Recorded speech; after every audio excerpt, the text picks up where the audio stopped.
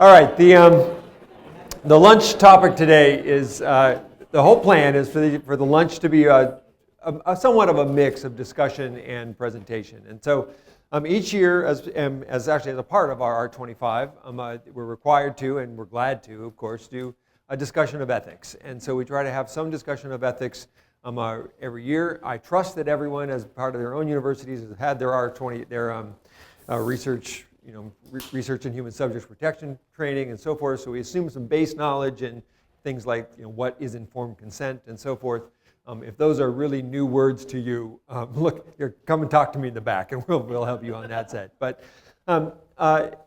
we tend to move back and forth between the two things that we talk about in our ethics discussion. We talk about, on the one hand, deductive disclosure and sort of the nuts and bolts of how to collect network data on our base weeks, and then our advanced weeks, we want to sort of assume you know that and move on to one more step and a new sort of set of questions. And so this year, because the ethics day also fell on largely our data collection day, we thought it would be a good idea to talk some new ideas about data sharing and the ethics of data sharing and the complications of data sharing. And it just so happens that it corresponds with the publication of two recent papers that are sort of program pieces in the field, one in social networks proper and the other in epidemiology, focusing on how we share network data and what we do about sharing network data. So what I thought we would do is I would spend hopefully not more than 10 minutes, maybe 12, if I can't help myself, sort of walking through some of the basic ideas, and then we would open it up for questions and discussions, and either horror stories that you've had or questions you had or things you don't understand, and engage in a discussion about what the right way to do this is and where it goes. Does that seem like a sensible plan? Awesome. So off we go. So the two papers that have shown up, one is consideration led by Dana in the back. Dana Pasquale is part of actually a team that includes a lot of the authors from who have spoken here at this group, and it was generated by discussions out of this very workshop. So it's really nice to be able to have that come full circle.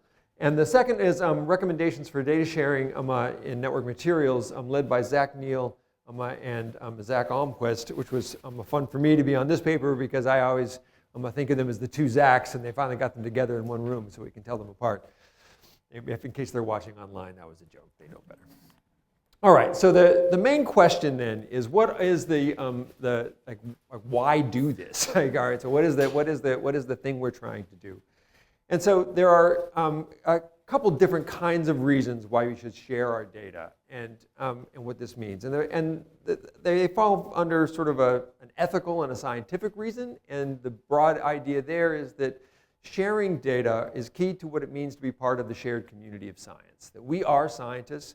We are engaged in a collective activity that nothing we do as individual scientists is sufficient. Everything we do is only knowledgeable and added to the knowledge by the fact that others have replicated our work and has moved that work forward. And so we build on the shoulders of giants is the idea, or really on the shoulders of lots of little short people like the rest of us. And so it's a collection of, science is a collective good and it's a collective endeavor, and sharing data is part and parcel of that. And so one of the open science goals is transparency and access, and data sharing makes that possible. Even if you're a little less sort of altruistic, if you believe in science, you probably believe that work needs to be replicable, and replication at minimum requires that other people have the access to what you're doing and how you did it so that they can check your work. And so there's a key to that. The more generous portion of this is that sharing data really facilitates increased productivity. So there's an investment spillover when data are shared. That the work that I pay, or NSF or NIH pay us to do on one particular project, you can do that same data with some other project. And so you can get multiple uses out of the same data and answer multiple different questions. And so it's a much higher return on investment for NSF to do that. And finally, I think there's a somewhat sort of unrecognized point here, which is that the history of science is itself a field, and there is a legacy of the history of doing this work that currently just gets lost. I can't tell you how many people we're moving our office right now in sociology, and I had to pack up my goods, everything in my office, and I have data sets on literal floppy disks that are unreadable at this point. and file folders of things. So these data are lost. And the point of data sharing is that we have already had 100 years of lost data. Let's not have another 100 years of lost data. Let's make it so the case so that the work that we're citing 100 years from now, we can go back and actually reuse that data and put it together. So there's a legacy built on social network research that we would like to be able to continue to build on overall. Now, if the ethical reason doesn't get you, there's a legal reason to do it, which is that NSF tells you to and NIH tells you to, right? You have to share your data. Now, that comes with a big asterisk. Currently, the legal requirement from NSF and NIH is that you have to have a plan for managing and sharing your data. Their expectation is that within all reasonable sort of considerations, you will make data available to other people. They're not saying, David, you have to give us your data. But they are saying, David, if you're not going to give us it, we expect the others can use your data, and if you're not going to give it to us, there must be a really good reason. And so they're slowly building up to this.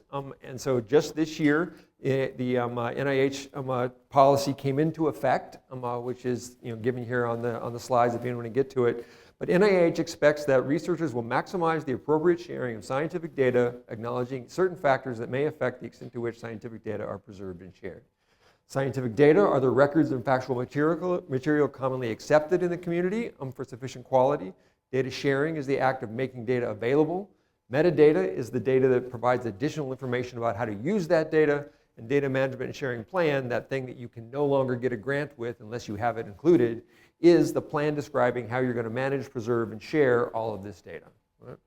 And so part of what prompted Dana and our team to write this paper was that if you then go to this website that NIH points you to for examples of how to write a data management plan, there's nothing that includes network data. And there's a lot of interesting things about network data that make the standard plans and standard strategies not work as well as you might want. All right, why wouldn't you share your data? Right? So this seems like a reasonable idea, so why wouldn't you do it? Well, there are some good reasons why you might not share your data. So the obvious sort of choice when someone says share your data, and I think that especially in the public sort of world, people think of this, it's like, well, just throw it on a website and be done with it.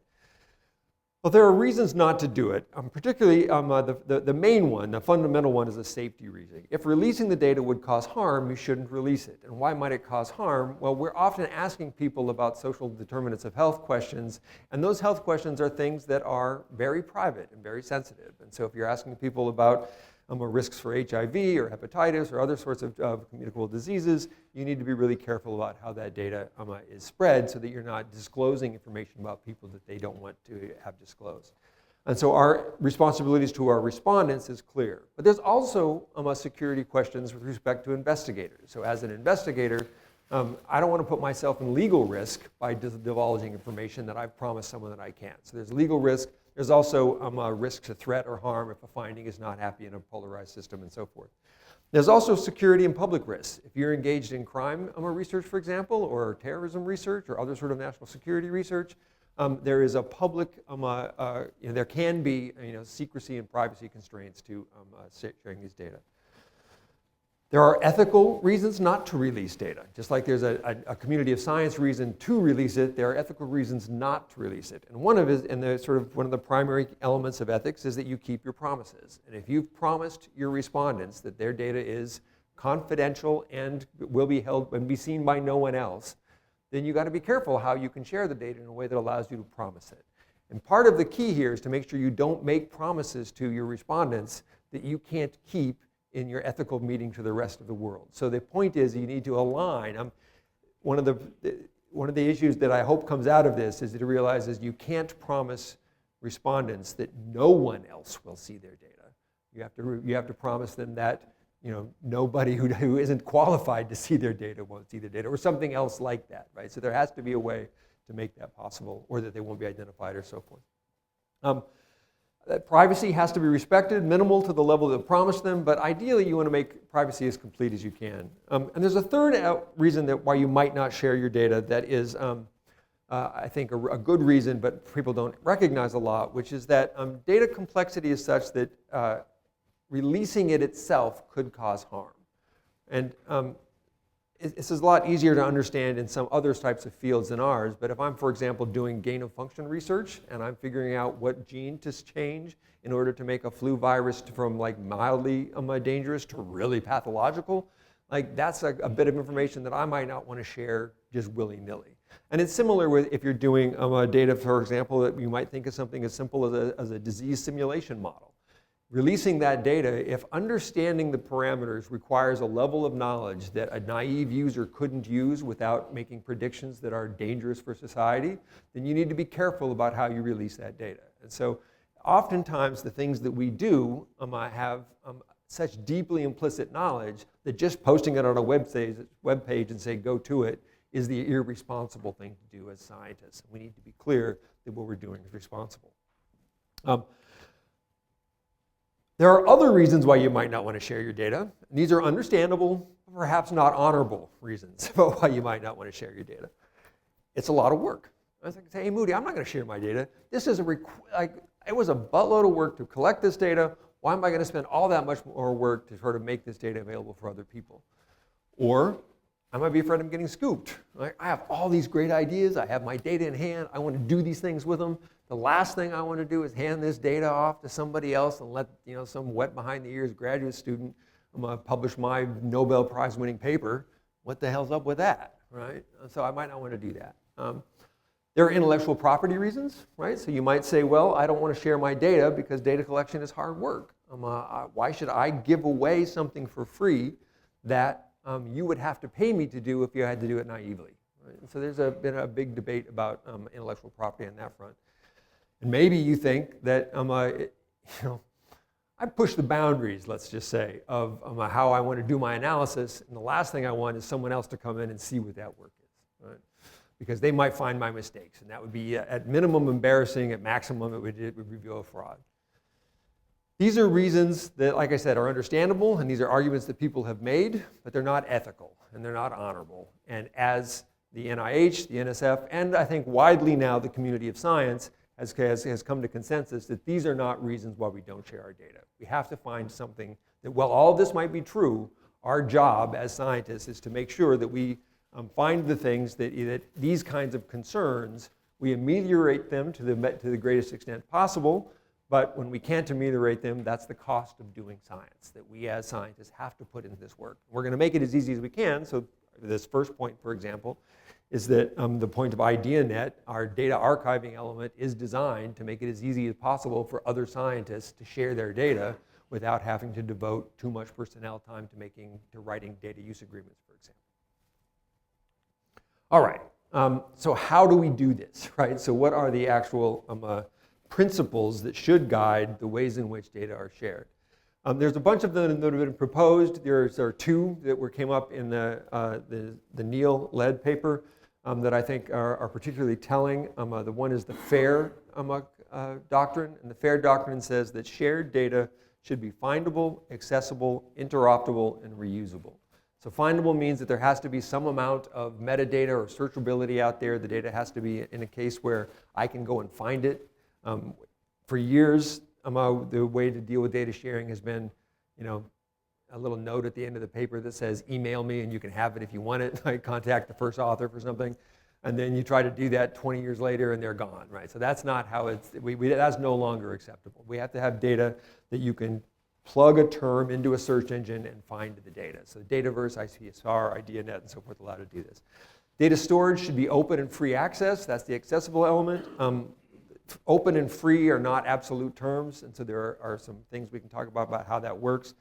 The interoperable part is that you can't just put up the bare data files that you've used with your variables named in whatever way you happen to name them that means something to you that no one else knows what it means. Like, that's useless, right? There has to be some level of ability for a naive user to see what you have and make sense of it. It has to be sensible and understandable and documented.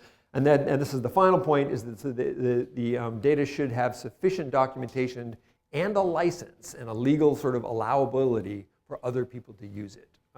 So I can post my data on the website, but if I put a copyright on it that says that this data isn't usable for anything other than replication, that meets the minimum standard of a lot of regulations without actually being reusable, at least not without forcing someone else to make a legal violation and bust your copyright. So you want to think about not just that you're giving the data, you're making the data available, but you're making it available and usable for others.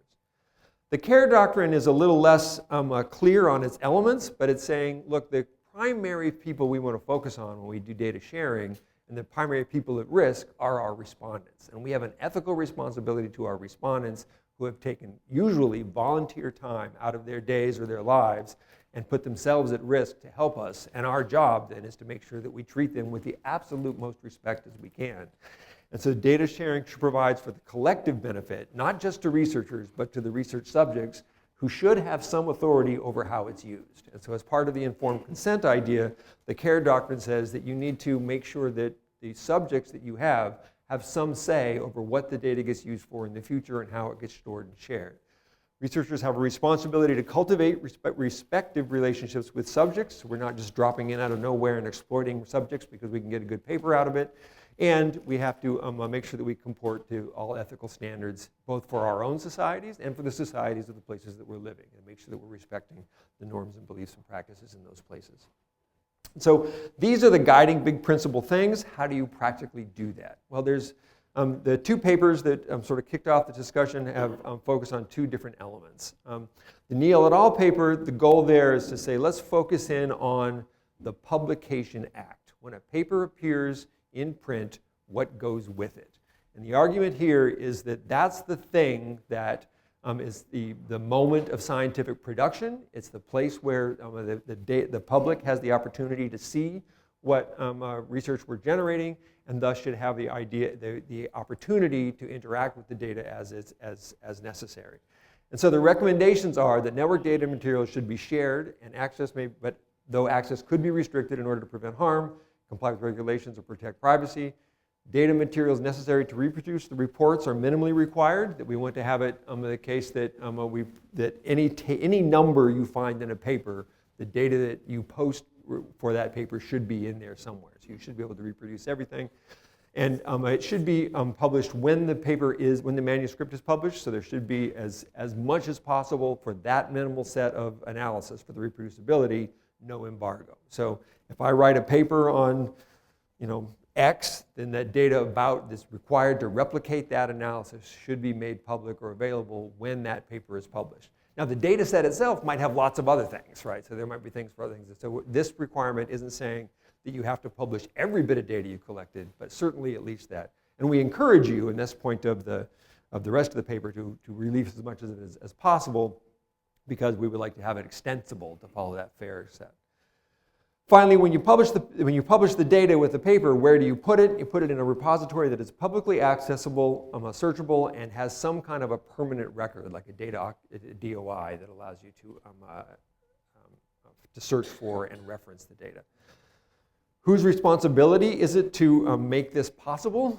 We think that the responsibility lies primarily with authors. Right? We're the ones that are always responsible for our work. But for the collective benefit, it can be really encouraged by journals, universities, and associations. So journals where the papers get published, we encourage journals to set the standard that says that this is the expectation, that when papers get published, there's an expectation that there's a replication package that goes with it. And then universities and associations provide assistance in making it sort of practically possible. So where you can put the data either to fund the archive itself or to provide the infrastructure necessary to keep secure and otherwise restricted data available and accessible on request, on appropriate request. We can get into those details in a minute. How do we do this? I think that there are the advantages that the Neal et al. Papers say are really all about sort of the principles of what you should do. The Pasquale paper et al. Is really more about the practical elements of what do you do. And so it's useful there to remember the key problem with network data, which is that network data have this really high identifiability and deductive disclosure risk. And so every data set has the capacity that if I know enough about you, I can find you. So if you have a sample of 90,000 adolescents, and I search for Jewish junior basketball player, there's only like 4 of them in Ad Health, right? So Once I know that, I can find everything else about it. So once you know a few things about someone, you can usually narrow it down, and if you knew they took the sample, then it's there. Now with relational data, it's even worse, because the very same thing that makes networks about the person allows that person to be identifiable. So if I not only know you, but I know your husband, and I know your kids, and I know your friends, and I know your coworkers, and I know anything about any of those, I can get back to you. And so this is the idea. Now the counter argument to that is that if it were easy to do that, you wouldn't need a week of this to get there, right? And so it's not like these data are newspaper reports that are out there and easy to find. And so there's a fair amount of expertise necessary to get there, but the barriers to entry and disclosure are continuously eroding. And so it's in our interest to make sure that we're as careful as we can possibly be. Finally, there's a problem with these format issues, is that formats are not standardized in real network data. So that makes it problematic as well. So metadata instructions are not necessarily there.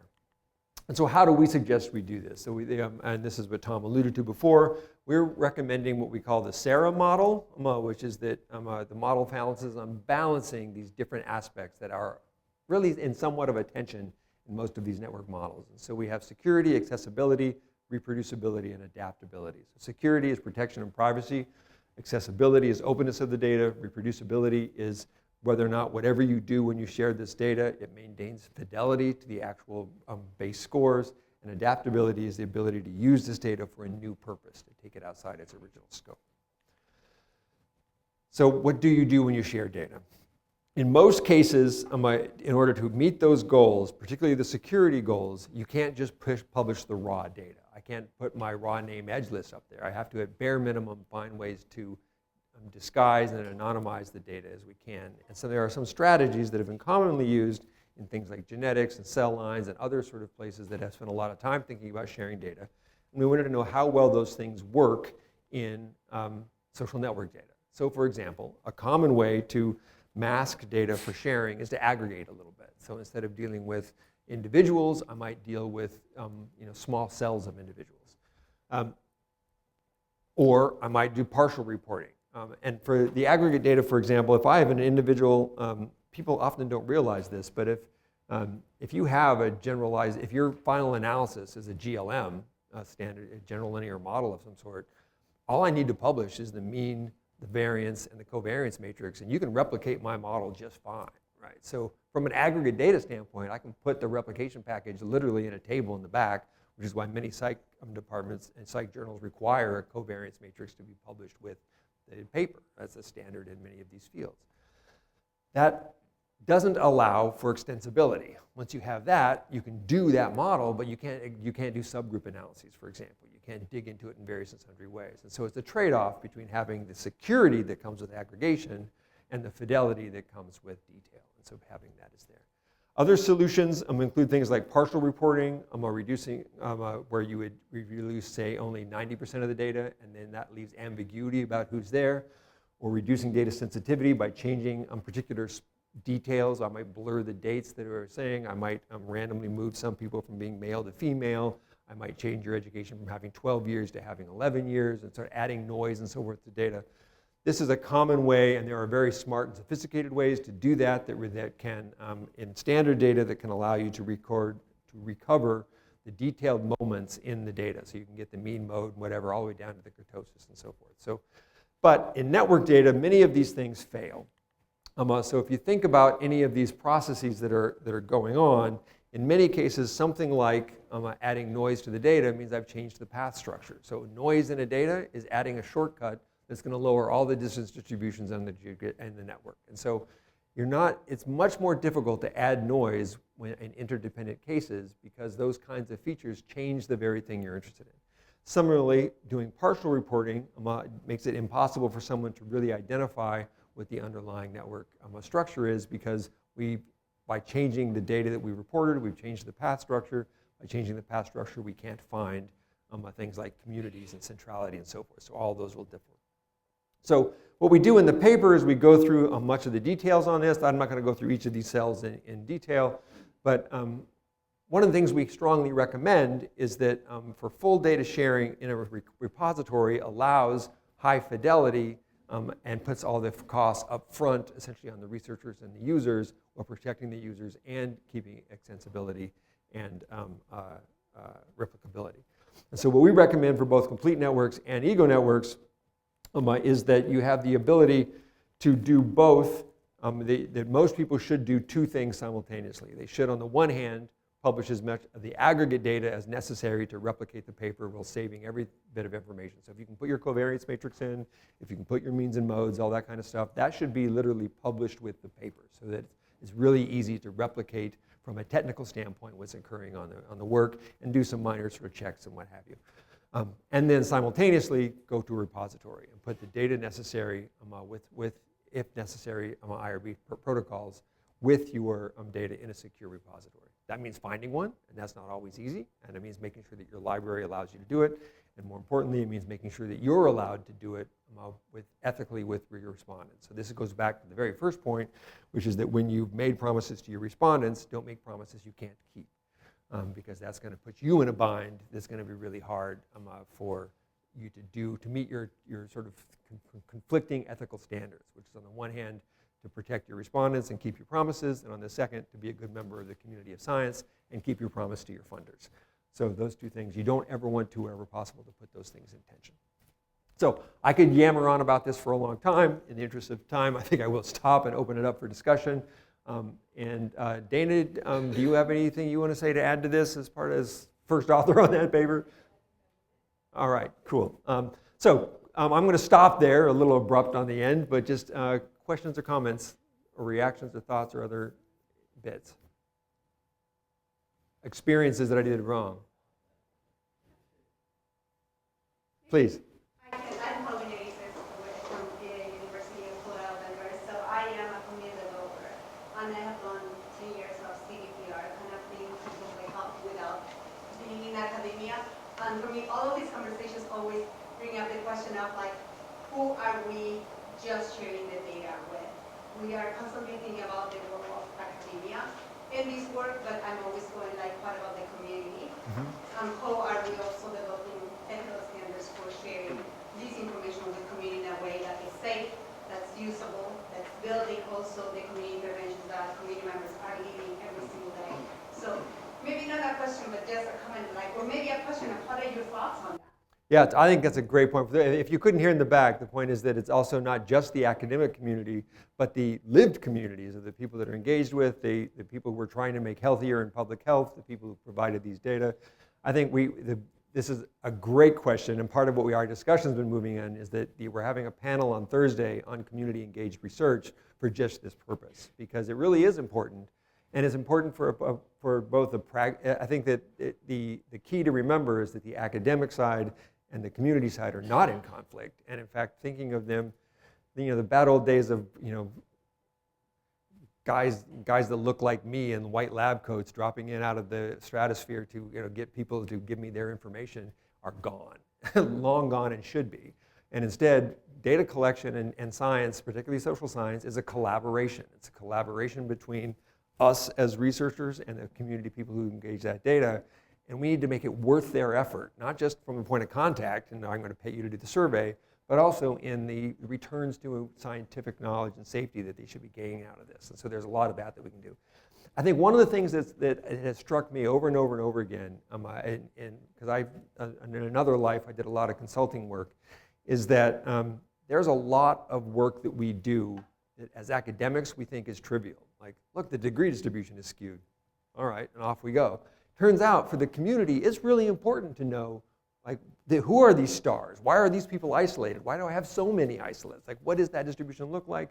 Who are they? Why are they there? What does it mean? Are they happy?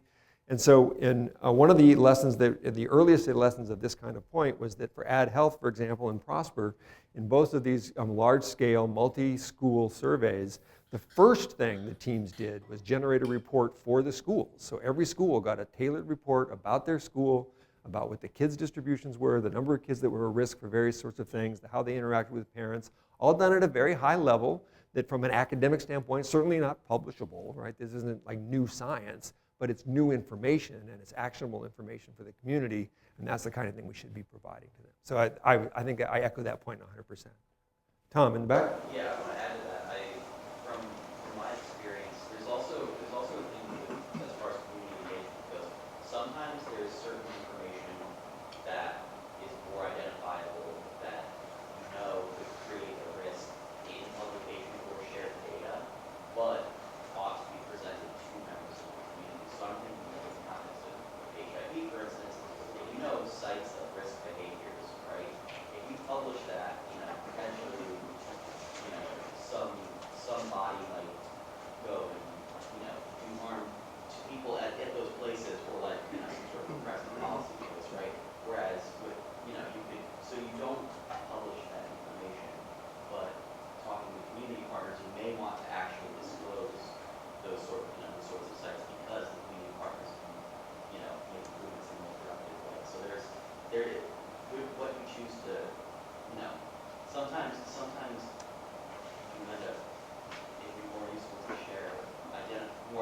this stuff with community partners than broader. So if you couldn't hear that, the point was sometimes you should pick your audiences who you share things with. I think that in the modern world, that's harder and harder to do. So segmenting audiences is a lot easier 20 years ago than it is today. And so we need to make sure that there's a minimum floor of ethical sort of sharing either way. But please, Carol. Yeah, I think to add to that, my general rule has been, if anyone in the community from which we actually, we're setting the work could deduce the identity of any individual data point, then the data can't be shared as is, right? So qualitative in-depth interviews cannot be shared in a data repository, in full for that reason, just by definition. But I think your presentation, Jim, kind of underscores also the importance of informed consent, and also thinking about in LMICs, researchers can often just kind of pay short shrift to it and have incomplete processes of obtaining informed consent and really sharing information about what it really means to kind of have their data shared. And there are new models for informed consent that are more interactive and conversational and allows a little bit more of a kind of back and forth that ensures that people are not that pays enough attention to making sure that people understand what they're signing on to and really gives them the freedom to not do that. And then there are also calls for dynamic consent from communities, and this is another thing in community engagement research, which poses a challenge to the kind of NIH requirements. But I've never had a problem kind of making a good faith effort for data sharing in the NIH according to the NIH rules, including saying things like data are going to be deposited 1 year after publication of our primary outcomes.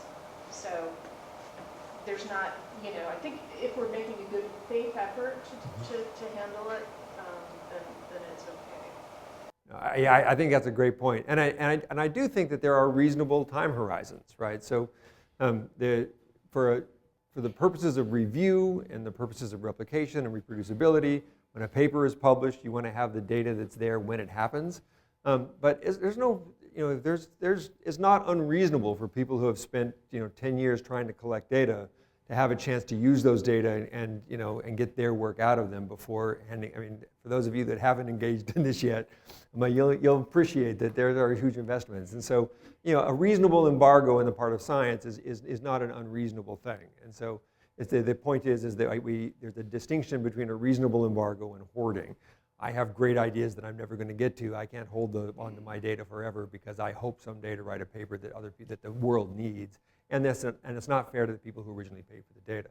Now, it's a different question on the ethical turn, and I love this point on whether or not the community has a temporal unfolding of when they get to say what they do, that I approve it now, but I hold on to the right to not approve it later. That's really difficult. And from a data management standpoint and a data curation standpoint and so it's going to be really fascinating to see how that plays out because that's really difficult, and it's not even from an ethical standpoint, but from a technical coordination standpoint. When the grant money runs out, who checks the box or something. So, I love that idea. Other thoughts or questions, please. Questions that are related and it's more of a practical and ethical thing there. It is ethical as well. I remember somebody, I think it can be this from last week, when you're publishing your network data, if it's robust enough, you can even just model it and not publish the survey data. How would that work? So that would be considered a form of aggregation. So if I have a network, instead of publishing the actual raw data, I publish a class of simulation tools, probably an ergon model of some sort or something like that could generate a network that would look a lot like the data that I've seen. I think for many purposes, that's great. So if what I'm using my data for is to say model the spread of a disease through a population, then so long as I can capture all of the things that generate the reasonable distribution of the possible transmission curves, that's great. That doesn't meet the actual data fidelity sort of criteria. So that's the tension with the data fidelity. So if you then say, well, that's great, Moody, but I want to figure out I don't want to use your data to simulate disease distributions. I want to understand why this group is voting, for group B and this group is voting for group C, and why these people didn't vote at all. So I'm going to take your data and use it for something else. Then that modeling procedure might not work because your model might not be good enough to replicate these new types of ideas. And so then it's a question of what you can use it for. But I think in terms of meeting the letter of can you replicate the data, not for reviewers. And so for the model case, I think, and I think there's not an unreasonable, we haven't heard this yet, and maybe Tom has ideas, but journals could respond saying that there's one package that reviewers get, that if reviewers want them to say, I don't really trust an author, I want to make sure, I want to double check their work, and that if we have to go through that process, I think most reviewers don't have the time to do that, but in theory, you could imagine that'd be possible, but that would be a different package than what's given to other researchers of the replication set. So there could be a review process that's required for the reviewers that is different than that will be demonstrated to the public at large. Please.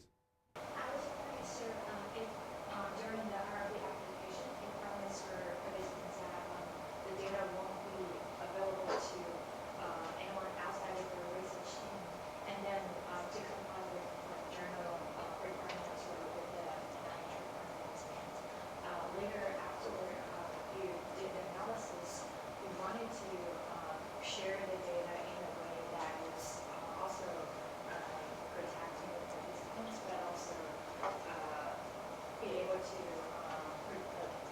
let the other researcher and the community to reproduce the result. And is there any way that you can go back to your application and make amendments in a way that So the question is, if you promised correct me if I'm wrong, but I think the question is, if you've promised respondents something about how their data is going to be stored, and that's what's part of your IRB and part of the consent process, and then later, when you want to change that for either public sharing uses or other kinds of features, could you go back to your IRB and redo it? I think the short answer is no. You can't. It's almost impossible to re-consent to people, because that process would, certainly from a practical standpoint, it's improbable because it's just so expensive. Consenting and finding people, like 99% of the cost of data collection is getting to the people, getting them in the room and being there. So yes, but you would have to literally redo your entire site. Now that also said, in many IRBs, if you can't give people sort of open-ended promises. You can't say, let's do this for now, I'll check back with you later. That's not, you have to define the scope, and that scope has to be complete, and then you're jointly bound to it. And this is why I think it's really important when you write informed consent and you write rules about what your questioners tell respondents, that they're careful in their language, that you're saying that Ad Health got itself into trouble in this when they said that no one else will see your data. And what they needed to, and that required them to essentially have this really difficult protocol of matching ID numbers to names and back and forth, that only a certain set of people could see it. Whereas what they should have said was something a little softer that said that your data, that your identifying information will only be accessible to this class of people, interviewers, researchers, trusted partners. And so you can work with your IRB, you can work with other people who've collected these kinds of data to make sure that your language is essentially consistent with the promises you're going to make. Please. Last one, and then we're going to switch on, please. I guess these conversations are primarily seem to be oriented about collecting data in person or with directive-based information. When I'm curious about how some of these ethical questions either magnify or become more difficult to get, I guess, active consent if you're using digital profiles or metadata thumbprints. And if you're consenting those people, do you have that data in perpetuity? Are there time-related cutoff points in which those people could be very easily digitally re-identified online? Or what happens when you're using those profiles maybe to train an AI model or something like that, and the timeline for that study might be, parameterized, and that consent process is mostly tied to that study. But what if that model that is informed by these people's data is used in perpetuity, and you're adding more and more thumbprints and different iterations of the study moving forward? How do you deal That's a great question. I honestly don't have an answer for it.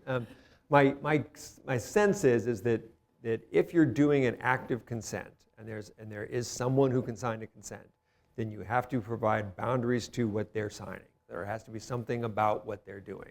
And so either you've told them that this has the potential to go on for perpetuity, or it doesn't. And so if there's no human in the loop, if it's just then it's a question. And I don't know what you do with that, right? Right now, like the standpoint that people are selling to IRBs is you don't have to do that in the private sector, and you can just buy that information. So we should be allowed to do that in the academic space, and that doesn't feel like. Yeah, I suspect, and others can disagree with me, but I suspect that we hold ourselves to a higher standard than companies. In part because we have to share our data, and our goal is to make our data public and our findings public. Companies are private. This is a private contact between me and Facebook, whether I like it or not. They have no public interest. Their only interest is in making money and providing me a service. And so I think that there is a qualitative difference in the goal and the ethical responsibilities of these two sets. So these are the kinds of discussions that we don't often talk about in detail, but I thank you for this discussion, and talk to each other about it. And the beauty is, especially this week, is we have a bunch of people in the room who have spent a lot of time in the weeds collecting data. So if you're about to collect data and you don't know how to do it, find some of those people who have, and go out for coffee after the workshop and figure out how to do this. All right, so next up is, who's on the list? Craig. So Craig's up with us. Let's take a couple of minutes while we switch over machines, and we'll have Craig Rawlings. Thank you.